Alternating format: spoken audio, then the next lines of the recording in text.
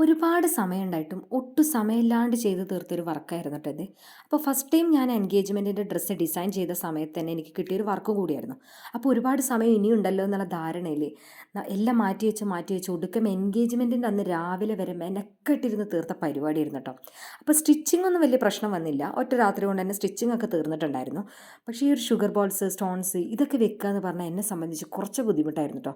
Because ഞാൻ first time ചെയ്യുകയാണ്, ഇതിൽ എക്സ്പേർട്ട് അല്ല. അങ്ങനെയുള്ളതുകൊണ്ട് എനിക്ക് കുറച്ച് സമയം വേണ്ടി വന്നു. പക്ഷെ നമുക്ക് അതിനു വേണ്ടി ചിലവാക്കാനുള്ള സമയവും ഇല്ല.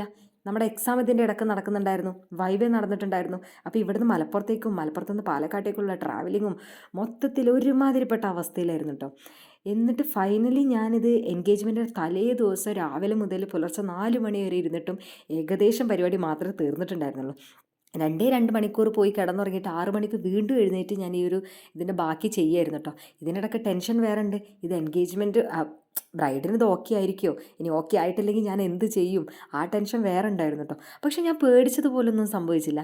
ബ്രൈഡിന് ഇത് സെറ്റായിരുന്നു, ആൾക്ക് നല്ല ഇഷ്ടപ്പെട്ടു എന്ന് പറഞ്ഞു. അതുപോലെ എനിക്കും ഇഷ്ടപ്പെട്ടു. പിന്നെ അവരുടെ വീട്ടുകാർ തന്നെ നമ്മളെ വർക്കിനെ കുറിച്ച് പറയുന്നത് കേട്ടപ്പോൾ എനിക്ക് ഭയങ്കര സന്തോഷം തോന്നി കേട്ടോ. അപ്പോൾ ഞാൻ ഇതിൻ്റെ ലാസ്റ്റ് ബ്രൈഡ് ഇത് ഇട്ടിട്ടുള്ള കുറച്ച് വീഡിയോസും ആഡ് ചെയ്യുന്നുണ്ട്. അപ്പം നിങ്ങൾക്ക് ഇഷ്ടപ്പെട്ട് കഴിഞ്ഞാൽ തീർച്ചയായിട്ടും സപ്പോർട്ട് ചെയ്യണം, ഷെയർ ചെയ്യണം, സബ്സ്ക്രൈബ് ചെയ്യണം. അപ്പം ഇതായിരുന്നു അതിൻ്റെ ഫൈനൽ ഔട്ട്പുട്ട് വന്നിട്ട്. അപ്പോൾ നമ്മുടെ ഇൻസ്റ്റാഗ്രാം പേജായിട്ടുള്ള നില ഡിസൈൻ സ്റ്റുഡിയോ ഒന്ന് ഫോളോ ചെയ്യുക. Anyway thanks for watching.